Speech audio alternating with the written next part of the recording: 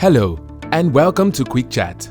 Right here, we have interesting conversations with the frontiers of Africa's future across diverse fields. On this episode, we have Fiyin Gambo, a young filmmaker and motivational speaker. Hi guys, welcome to Quick Chat. My name is Tobi. I'll be your host for today. And it's really good to have Fiyin Gambo on the show today. Great to be on the show. Welcome. Great to be on the show, fam. Yeah. So tell me, what do you think about Zamari TV? Zamari TV is an amazing platform.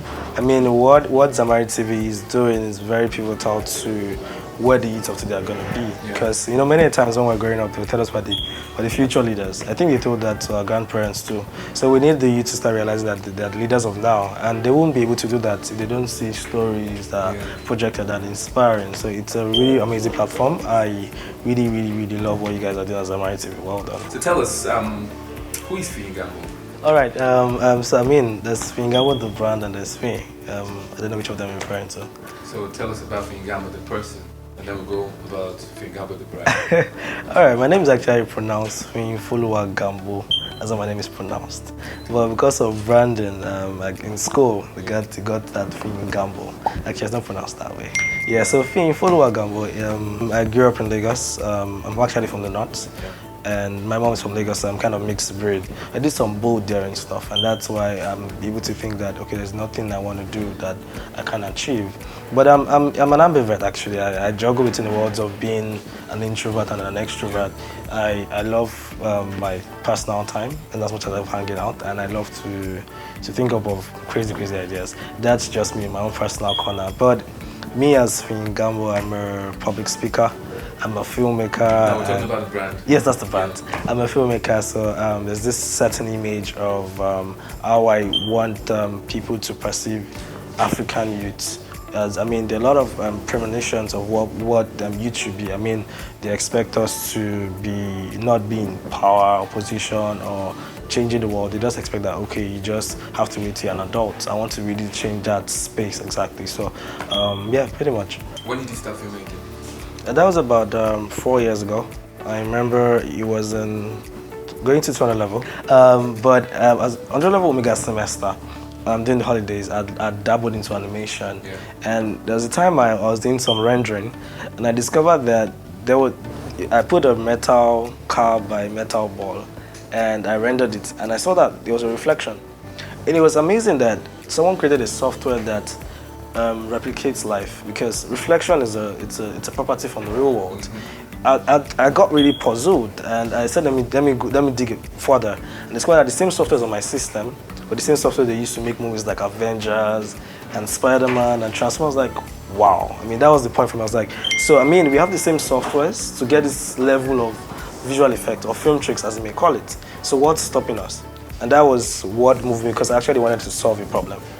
So from then I went to understand that filmmaking is beyond visual effect and CGI. It's about storytelling. I actually applied for architecture. Civil engineering was my second choice, but the school I went to, architecture, has very limited slots. Would there be any point in your life where you might actually want to practice civil engineering? No, not at all. Not at all? At all, no. I'm done. Wow. Let's talk about filmmaking. So you produced 2 short films. Yeah. And they were all about child trafficking. What really inspired that? Before being a filmmaker, I always liked talking about sensitive issues. I remember in high school, I wrote articles on almost anything. And so do you consider yourself a humanitarian or an activist? Sort of? I'm more like an activist, put it that way. I like moving for social causes. If you do follow me on social platforms, I don't just engage in film. I talk about strong issues like gender equality, feminism, and all of that. So there's this new bill that's been passed into law, Not Too Young to Run. Oh, yeah. So do you see Fiyin Gambo in the next few years, maybe local chairman, governor, or maybe president? But I believe that everybody has their call, and my call is even bigger than being the president. Because we're talking about a company that will be influential in the whole world. That's bigger than the country. But definitely, if I do have the opportunity to be maybe in the Ministry of Entertainment, to be able to serve the nation, definitely it's something that. But something that will be organic. It's not something that my eyes are on. But if it happens, that would be nice. That'd be great. It's a good bill, and I really like the fact that is happening this time. Like you had a collaboration with the federal government to produce some of your movies. Yes. So how did that go? The financial aspect of the investment was from the private sector. Okay. But in terms of the collaborations we needed to bring that kind of scale of action film, it had to be the government. I mean, we had to partner with the Ministry of Health. We had to partner with LASEMA, LASAMBOS, Nigerian Police Force. Even we had to go as far as getting permits from the Inspector General of Police. So that collaboration to be able to deliver that scale of action film, it can't be done just by the private sector. Yeah, so that's where we really got the support from the state government and also federal as well.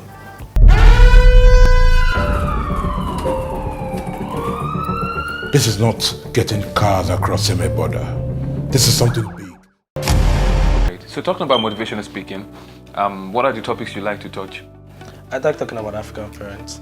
I think we are running an ideology that is well outdated. I got an opportunity to speak at the Rotary Club at Anambra. I spoke about how they're forcing kids to study courses they're not meant to do. I mean, the world economy is changing. I came from an economic perspective, so I like talking about the economy, how it's important that we have people go out there and start industries, support entrepreneurs. The ideology behind the African child, our inferiority complex as black people, those are things I love talking about. And telling kids to go live their dreams. Life is too short to live another person's life. Don't be trapped by dogma. Those are things I like talking about. That's very profound.